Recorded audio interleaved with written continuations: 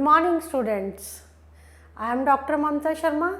Welcome to Word Student Scope. Today I am going to discuss with you the second chapter of class 12th, Sexual Reproduction in Flowering Plants. So today we will discuss this chapter, Sexual Reproduction in Flowering Plants. So first of all, let us discuss what is gametophyte. Actually जो Covid के बाद से syllabus change हुआ है, जो update किया गया syllabus, उसमें आपको है explanation of male and female gametophytes. But the thing is, जब आपको पता होगा कि गमेटोफाइट क्या होता है, only then you will be able to explain. So what is gametophyte? Gametophyte is a stage. Gametophyte is a stage, just a minute please, is a stage in the life cycle. हमने plants की life, हमें मालूम है plants का life span होता है the period from the birth to death of an organism. तो life span, तो the gametophyte is a stage in the life cycle that are found in all plants and certain species of algae. जो life cycle है plants का, उस life cycle जो किसमें अब present है, प्लांट्स में and in certain species of algae.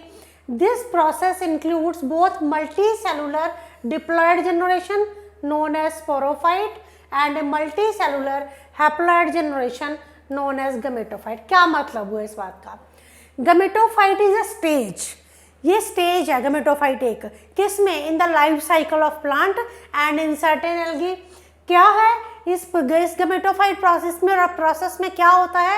This includes both multicellular diploid generation, multicellular diploid generation. What do you mean by multicellular diploid generation? Multicellular diploid generation 2n है. It includes both multicellular diploid generation and multicellular haploid generation. n number of chromosomes, single हमने पढ़ा था पहले भी कि diploid क्या होता है, हैप्लॉयड क्या होता है. If it is not clear yet, तो आप इस चीज को पहले वाले लेक्चर्स में देख सकते हैं. ठीक है जी. तो गमेटोफाइट क्लियर हो गया, it is multi cellular haploid generation. अब क्वेश्चन अराइज होता है कि व्हाट इज डिप्लॉयड. डिप्लॉयड, हम मैंने वर्ड यूज किए, दो वर्ड्स यूज किए. First term I used is diploid, second term I used is haploid. So what do you mean by diploid? Diploid refers to two set of chromosomes in the cell. Two set of chromosomes in the cell. ये cell है, जब इसमें to set of chromosomes होते हैं तो हम उस condition को क्या कहते हैं, उस स्टेज को क्या कहते हैं, हम क्या कहते हैं, डिप्लॉयड. और ये diploid number of diploid stage जो है, इसको आप कैसे करते हो, डिनोट 2n के साथ. Similarly it is haploid means only one set of chromosome in the cell. जब एक सेट ऑफ क्रोमोसोम प्रेजेंट होगा सेल में, that is known as haploid and it is generally written as n. But when there are two set of chromosomes present in the cell, that condition is diploid and it is generally written as 2n. यहाँ तक clear हो गया, haploid diploid clear है. आगे चलते हैं. The primary job of gametophyte is the production of gametes. Gametophyte और sporophyte हमें क्लियर हो गए. गमेटोफाइट क्या है, unicellular haploid, sorry it is a haploid stage. तो प्राइमरी जॉब क्या है गमेटोफाइट की, that is the production of gamete. ये बात समझनी बहुत जरूरी है कि gametophyte is the primary function of gametophyte is the production of gametes. The produced gametes are the haploid reproductive cells. जो gametes produce होते हैं, चाहे वो sperm है चाहे वो egg है, चाहे वो sperm है चाहे वो egg है, they are haploid reproductive cells. Haploid reproductive cells का क्या मतलब हुआ? Haploid reproductive cells. Haploid reproductive cells means they are denoted by they have only one set of chromosome in their cells, so they are denoted as n. तो flowering plants कौन से होते हैं, angiosperms. they show sexual reproduction. तो हम यहाँ बात कर रहे हैं कि जो flowering plants है, what they are showing, they are showing sexual reproduction and flowers are the site of sexual reproduction. मैंने ये गमेटोफाइट और स्पोरोफाइट की डेफिनेशन पहले क्लियर करनी चाहिए, उसके बाद we will start our main topic, that is the sexual reproduction in flowering plants. तो जब आप अपनी बुक में देखोगे तो लिखा हुआ है कि several hormonal and structural changes result in the differentiation and development of the floral primordia. आपने फ्लावर देखा, आपने फ्लावर देखा हुआ है, फ्लावर बड देखी हुई है।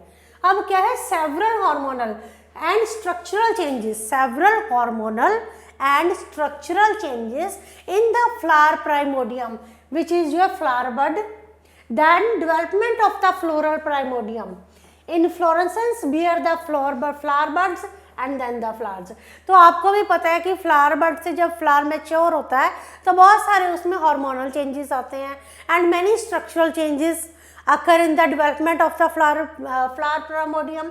तो ये बात आपको क्लियर है, we know this thing very well। now अब मेन टॉपिक पे आते हैं अपने, pre fertilization structures and events. Pre fertilization structures and events, what do you understand by this term? Pre fertilization, before the process of fertilization, structure and events, कौन से structures हैं और कौन से इवेंट्स होते हैं before the process of fertilization. So let us discuss one by one. Again, very several hormonal and structural changes result in the differentiation and development of the floral primordium. This thing is now, I think, clear that several hormonal changes lead to the development of the floral primordia. So see the diagram of a flower. We have discuss the structure of flower. हमने structure पढ़ा था flower का, तो उसमें मैंने चारों आपको पढ़ाया था, vegetative parts of the flower and the reproductive parts of the flower. In vegetative part of the flower we have discussed the, in vegetative parts of the flower we have discussed the your calyx and corolla. In vegetative part of the plant, we have discussed the calyx and corolla, but in reproductive parts of the plant, we have discussed the stamen and pistil। इसको जरा इस diagram में बनाने की कोशिश की जाए कि इसमें कैलेक्स क्या है, करोला क्या है। This is your calyx. ये डायग्राम बुक के फर्स्ट सेकंड पेज पे है, फर्स्ट या सेकंड पे। तो इस डायग्राम का पहले आना बहुत ज़रूरी है। अगर ये डायग्राम समझ आएगा तभी नेक्स्ट टॉपिक पे आप शिफ्ट कीजिएगा। ये पार्ट है आपका कैलेक्स। ये जो कलर्ड, अच्छा कैलेक्स को आप कैसे याद रखोगे, green part of the plant. अब आप कहोगे मैम वो तो लीव्स होते हैं, मैं सिर्फ फ्लावर की बात कर रही हूँ, प्लांट की नहीं। ग्रीन पार्ट्स जो होते हैं फ्लावर के उसे हम कहते हैं कैलेक्स होते हैं। अब जो दूसरा कलर्ड ब्यूटीफुल कलर्स के जो हमारे पंखुड़ियाँ होती हैं, जो पेटल्स होते हैं, इनको क्या कहते हैं, ये कौन से होते हैं, ब्राइट कलर्ड प्लांट पार्ट होते हैं फ्लावर के, ब्राइट कलर्ड। अब ये जो ब्राइट कलर्ड पार्ट है प्लांट्स का, इसको हम पेटल्स कहते हैं और सेकंड टर्म इनकी किसको क्या कहा जाता है, करोला। करोला। तो vegetative parts of the plant कौन से हो गए, number 1 calyx, green part of the flower, number 2 corolla. Corolla कौन सा है, coloured part of the flower. तो let us now shift to the reproductive parts of the flower which are involved in the production of sexual reproduction. तो वो कौन से parts हैं जो सेक्सुअल रिप्रोडक्शन में पार्टिसिपेट कर रहे हैं। आप फ्लावर को जब भी स्ट्रक्चर पढ़ने बैठो, एक फ्लावर को लेकर बैठो, किसी भी फ्लावर को ले लो। नेक्स्ट जो मैं आपको कराऊंगी, I will show you the flower also. ये देखिए इधर आप, तो इसमें हमारे पास ये क्या है, दिस इज स्टेमन और ये है हमारी पिस्टल, सेंटर वाली पिस्टल।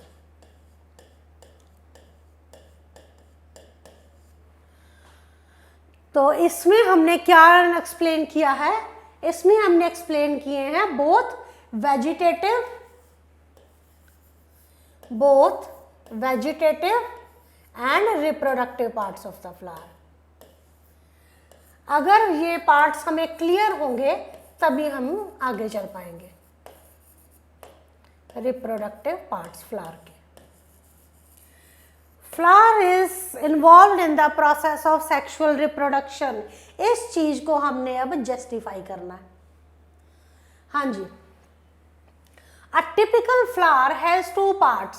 एक जो टिपिकल फ्लावर होता है, आप अपने फ्लावर को प्लग कर कर लाओ किचन गार्डन से और उसके ना जो करोला है उनको अलग कर दो और जो कैलक्स हैं उन्हें भी चाहे अलग कर दो. तो सेंटर में आपको नजर आएगा एक पार्ट है that is known as androecium and the other one is known as gynoecium. We are aware with these terms because I have discussed these 2 terms in my previous lecture. So, a typical flower. Now I am just going to explain these both terms. A typical flower has 2 parts, androecium and gynoecium. Androecium, whorl of stamens. अब question क्या arise हुआ यहाँ पे? What is stamen? Stamen क्या है? Stamen is the male reproductive part of the flower. Male reproductive part of the flower is stamen. ये हमारा stamen है. Now this male reproductive part of the flower is made up of 2 things. देखिए एक इसमें क्या है, ये जो स्टॉक आपको नजर आ रही है येलो वाली, ये वाली, this is called the filament. इसे हम क्या कहते हैं? फिलामेंट कहते हैं. ये सब मैं डिस्कस कर चुकी हूँ पहले भी. ये क्या है? इसे हम एंथर कहते हैं. अब हमने इसी को ही एक्सप्लेन करना है, समझना है इस चीज को. So this is the whorl of stamens. जब whorl होता है स्टेमन्स का, that is known as androecium. So it is the male reproductive part of the flower. तो कौन है male reproductive part of the flower? स्टेमन.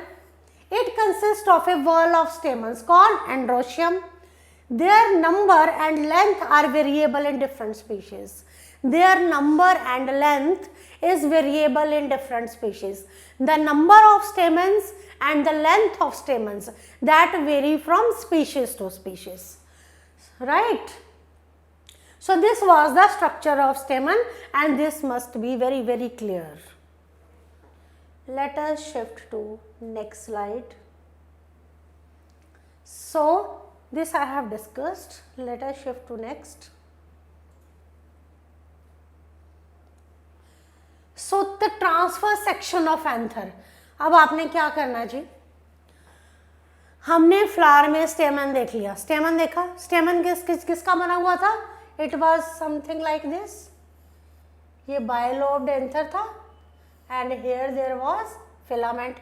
इस तरह का था. और ये इसके थोड़ा सा ना एक्सप्लेन कर लेते हैं. एनसीईआरटी में एक डायग्राम दिया है. ये हो गया आपका बाइलोब्ड एंथर. हाँ जी. और ये हो गया आपका फिलामेंट.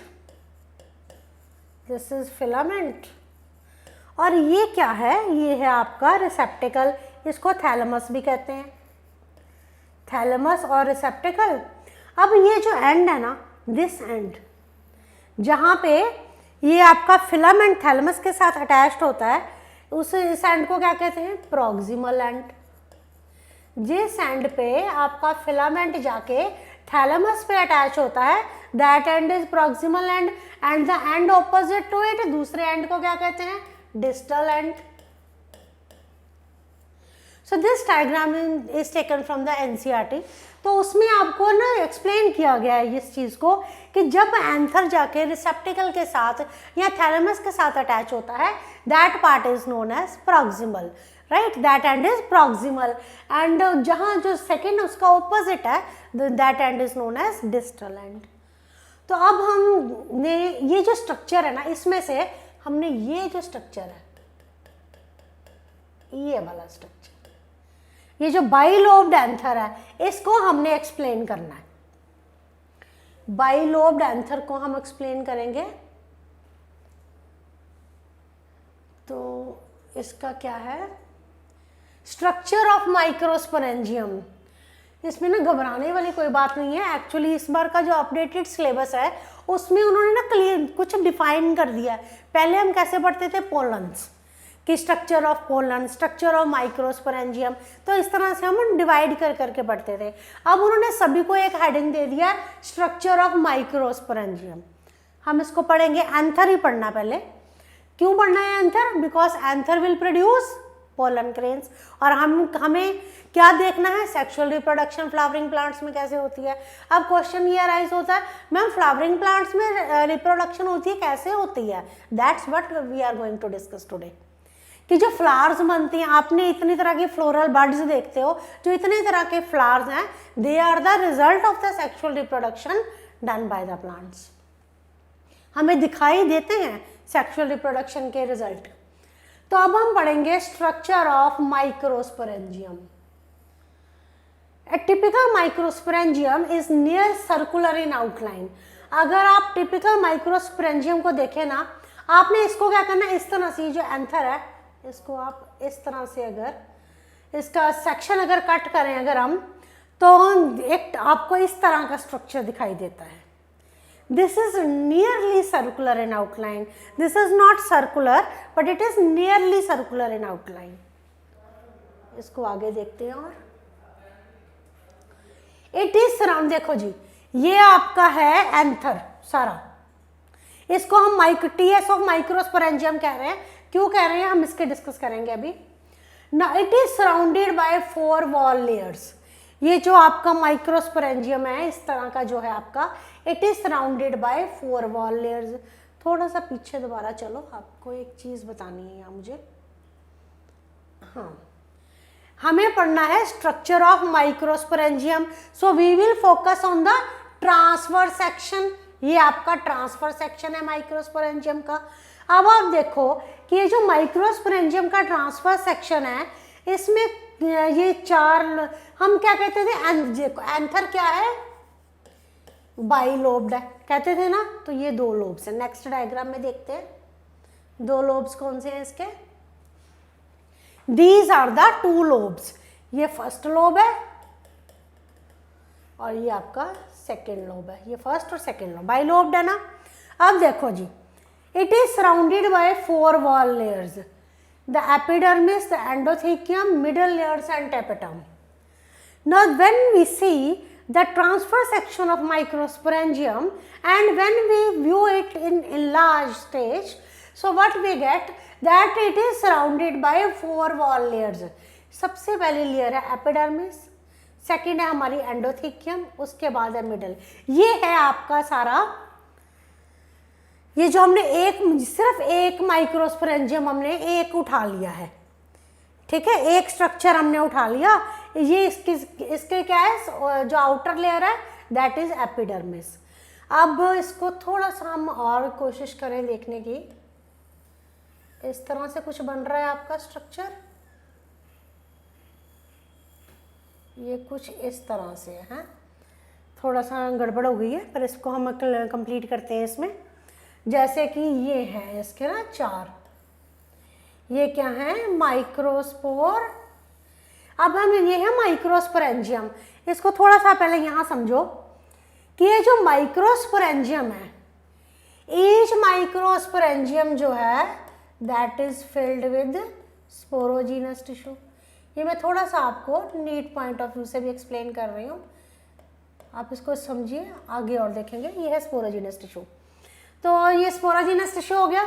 नाउ इसके जो आपको दिखाई दे रही है, जो सबसे पहली लेयर आती है वो है आपकी एपिडर्मिस।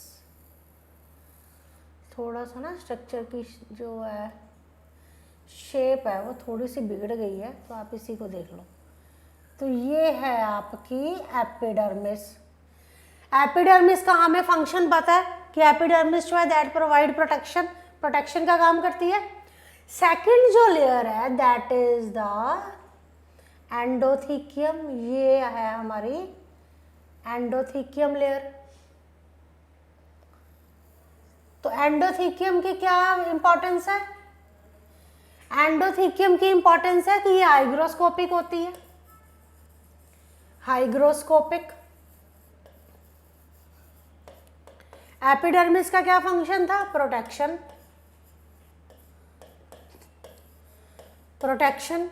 उसके बाद है आपके यहाँ पे क्या है, मिडल लेयर्स हैं। उसके बाद ये सारे मिडल लेयर्स हैं। मिडल लेयर्स हो गई।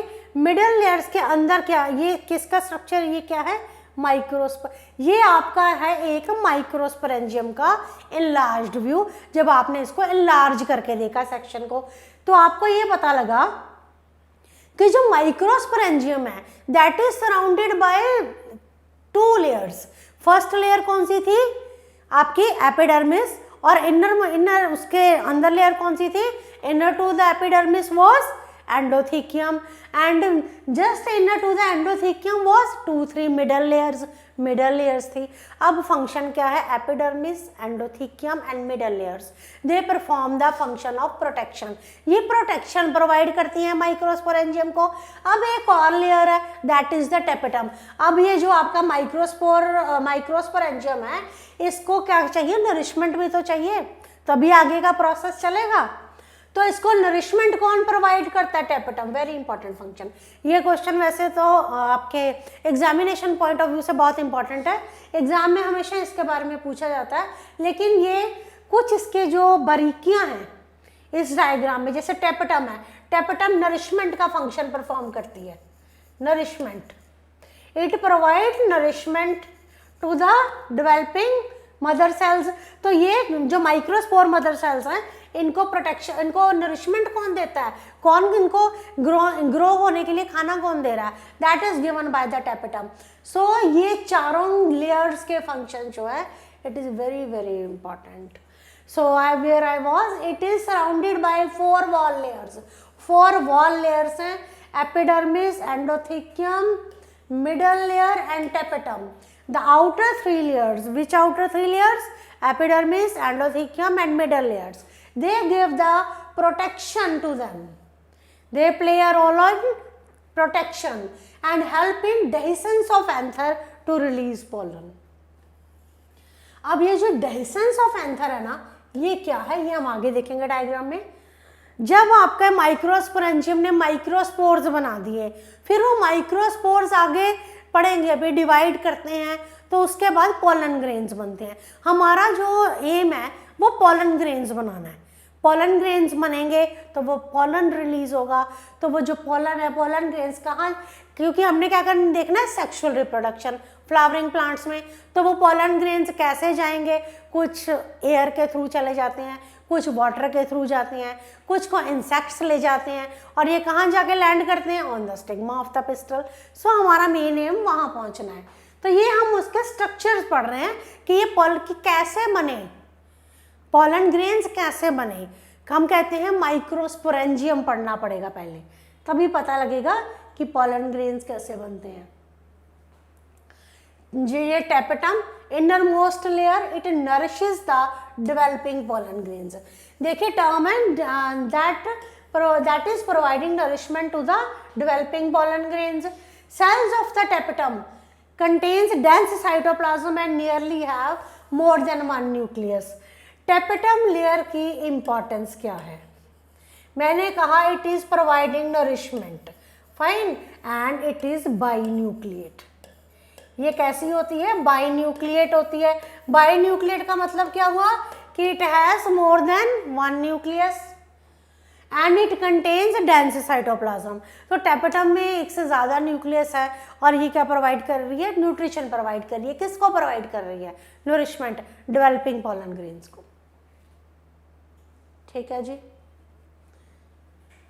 आगे चले, ये हो गया हमारा, नो रिपीट। अच्छा, so when the anther is young, जब एंथर यंग होता है, a group of compactly arranged homogeneous cells sporogenous tissue occupies the center of each microsporangium.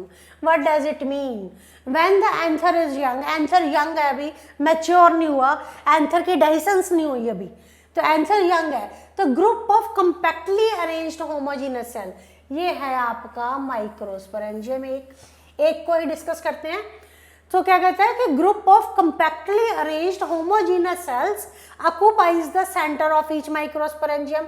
तो इस तरह के कुछ होमोजीनस सेल्स का स्ट्रक्चर जो है that occupies the centre of each microsporangium. आपके जो माइक्रोस्पोरेंजियम का सेंटर है that is occupied by the sporogenous tissue and that is also playing the role of providing food to them. तो इस तरह का आपको कोई स्ट्रक्चर दिखाई देगा in that occupies the centre of each microsporangium. तो ये जो इस तरह का स्ट्रक्चर है ये क्या है?